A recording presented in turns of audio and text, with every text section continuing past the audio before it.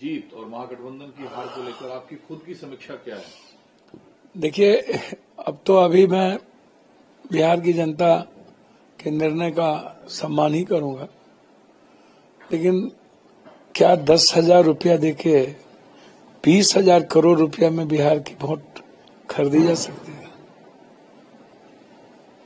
क्या यही अब बच गया? डेवलपमेंट, विकास, नौकरी, रोजगार, पलायन कोई मुद्दा नहीं। मुद्दा बस 6 दिन पहले 20,000 करोड़ रुपया सरकार का हाथ में दो और वोट लो। अब मुद्दे क्या बचेंगे? आप रोजगार के मुद्दे बचेंगे क्या? और एसआईआर क्या है? और एसआईआर में किसके वोट 69 लाख कटे? क्या इसकी समीक्षा नहीं होनी चाहिए? और क्या ऐसा मैंडेट का बिहार की जनता में कोई हवा था? मैं मानता हूं कि सरकार एनडीए की बनती, लेकिन क्या ये मैंडेट था जनता का? या हम लोग से कोई गलती हुई? जिम्मेदारी कौन लेगा इस हार की? देखिए, ये जिम्मेदारी तो सबकी सामूहिक बनती है और हम सब लोग मिल करके जिम्मेदारी लेंगे। या फिर राहुल गांधी जिम्मेदार है? अच्छा, राहुल गांधी जी जिम्मेदार कैसे होंगे?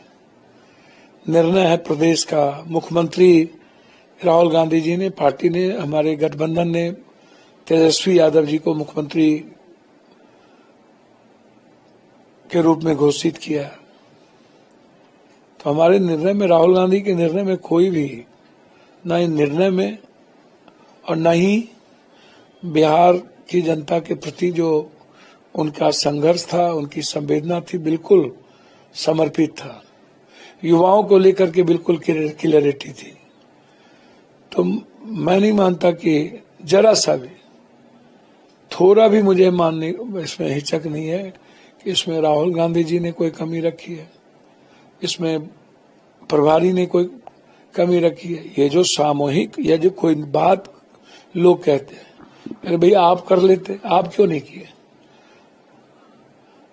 सबकी जिम्मेदारी थी। मैं तो अभी बात किया हूं निखिल बाबू से, वो राजेश राम जी को लेकर खफा है कि राय मशवरा, कंसेंसस, सर्वसम्मति वो नहीं बना पाए। देखिए, बिल्कुल सब कुछ होता है।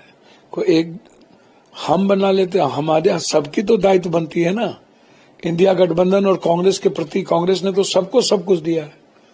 जो लोग आज बड़ी बड़ी बात करते हैं, किसी को होम मिनिस्टर भी बनाया है, केंद्र में मंत्री भी बने हैं, कांग्रेस ने किसी को देने में कोताही नहीं बरती। और आज आप कांग्रेस की आलोचना में लग जाते हैं। मैं नहीं मानता ऐसा। लेकिन कांग्रेस की आलोचना में कोई मतलब नहीं है। लेकिन कुछ तो आपके मन और दिल में था, क्योंकि काफी पहले से आप नीतीश जी को लेकर बार बार ये मीडिया बयान देते थे कि नीतीश जी को आना चाहिए हमारे। देखिए, मैं हमेशा, बिल्कुल, मैं हमेशा कहता रहा हूं कि नीतीश जी का जो संस्कृति है, उनके जो विचार है, गांधीयन विचार, कर्पूरी जी, जेपी लोहिया के विचार, वो दूर दूर तक भाजपा के साथ कहीं भी पारस्परिक विचारों का मेलजोल नहीं है। भाजपा नाथूराम गोडसे के विचारों से हमेशा एग्रेशन में चलती। नीतीश जी एक सेकुलर सोच के लोग हैं, एक समाज के अत्यंत पिछड़ा, गरीब, दलितों के विचारों को लेकर के चलते हैं। मैं हमेशा कहा हूं कि नीतीश कुमार जी का जो घर है वो इंडिया घर है। और आज भी मैं कह रहा हूं कि मेरे मन में हमेशा थी कि एक युवा नेतृत्व कोई ना कोई करे, चाहे वो तेजस्वी यादव जी करे, चाहे निशांत जी करे, कोई ना कोई करे। मैं लगातार इस बात को लेकर चिंतित रहता था। अब मुझे कभी कभी लगता है कि ये जो पॉलिटिकल घटनाक्रम में क्या है, ये राजनीति है या सिर्फ सत्ता के लिए हम कुछ भी करें? तो आप तो चाहते थे नीतीश जी सीएम बने, तो कहाँ भाजपा कह रही है नीतीश जी सीएम नहीं बने? देखिए, आज भले ही भाजपा हो सकता है नीतीश जी को सीएम बना दे, मैं बिल्कुल आगाह कर देना चाहता हूं, भाजपा विश्वसनीय पार्टी नहीं है। भाजपा किसी भी परिस्थिति में लंबे समय तक नीतीश जी को नहीं ले जा पाएगी। आज वक्त है कि एक व्यवहार कुशल और वैचारिक नेतृत्व जो निशांत के रूप में उभरा है, यदि इंडिया गठबंधन को चाहिए उन्हें ऑफर करे और उनको हर परिस्थिति में। तो तेजस्वी जी को तो जनता ने नकार दिया है, तो निशांत के नाम पर क्या कैलकुलेशन आपका है कि आप निशांत जी का नाम? मैं तो कह ही रहा हूं कि अब युवा नेतृत्व की जरूरत है इस बिहार को। नीतीश जी नहीं, निशांत। मैं नीतीश जी बने, मुझे कोई दिक्कत नहीं है। मैं हमेशा नीतीश जी के व्यक्तिगत उनके हर अच्छाइयों के साथ हूं और वो अच्छे इंसान है, मैं हमेशा कहता हूं।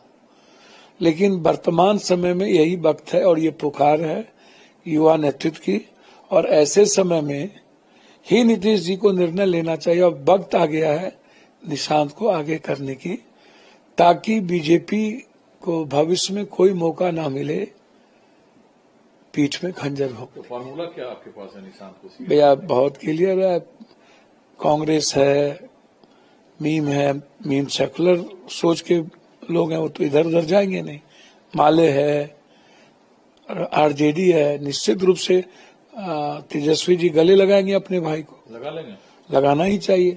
बिहार के रेस्पेक्ट और भविष्य, देश की भविष्य को यदि सुरक्षित देखना चाहते हैं तो जदयू को हर परिस्थिति में स्वागत करना चाहिए इंडिया गठबंधन। पहल कौन करेगा इस पर? अब पहल तो उन्हीं को करना है, मैं तो सिर्फ स्वागत ही करूंगा और मैं युवा नेतृत्व की ही बात करूंगा। दूसरा, इस जीत के बाद मोदी जी से लेकर अमित शाह तक ने कहा है और विकसित भारत के सपने को चुना है। एक बार भी मोदी जी ने तो डेवलपमेंट पर बात की नहीं। उन्होंने जंगल राज, तो मोबाइल, तो रील्स, तो कट्टा, तो बम, तो बारूद। तो अच्छी बात है, हम मोदी जी के इस सपने का स्वागत करेंगे कि आप बिहार को, अभी भी वक्त है, आप नंबर 1 करें। यदि बिहार की जनता ने आपको इतना बड़ा मैंडेट दिया है तो हम चाहेंगे कि बिहार के डेवलपमेंट में 4 चांद लगे।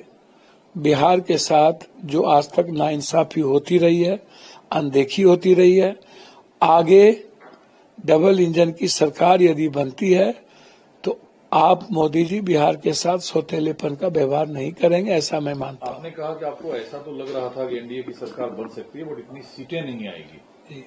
निश्चित, मैं तो कहा ये तो मुझे नहीं दिखता है और न ही मुझे लगता है। कितनी सीटें आप मानकर चल रहे थे एनडीए? देखिए, मैं मैक्सिमम मुझको लग रहा था कि एनडीए, और एनडीए को भी लग रहा था कि 124, 125, 30, 35 इससे ऊपर नहीं जाएंगे।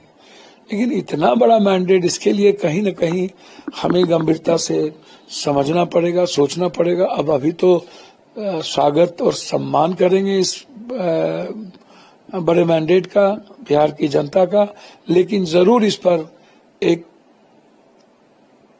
बड़ी राजनीतिक सोच की आवश्यकता है। लेकिन एक राजनीतिक बहस जो आप छेड़ रहे हैं कि नीतीश जी को युवा सोच, निशांत को आगे करना चाहिए, तेजस्वी को गले लगाना चाहिए, इन पूरे समीकरण को साधेगा कौन? और आप लोग कोशिश में तो दिख नहीं रहे। नहीं, मैं तो हमेशा पहले भी बोलता रहा हूं निशांत के बारे में, आज भी मैं उस बात पर कायम हूं। एक नए जनरेशन और जनता दल यू को बचाना है तो निशांत को, नीतीश जी को लाना ही चाहिए, मैं ऐसा मानता हूं। BJP out? नहीं, मैं नहीं कहूंगा बीजेपी आउट, मैं चाहूंगा कि निशांत को लाएं, और बीजेपी एक्सेप्ट करे न करे, हम तो चाहेंगे कि इंडिया गठबंधन को एक्सेप्ट करना चाहिए।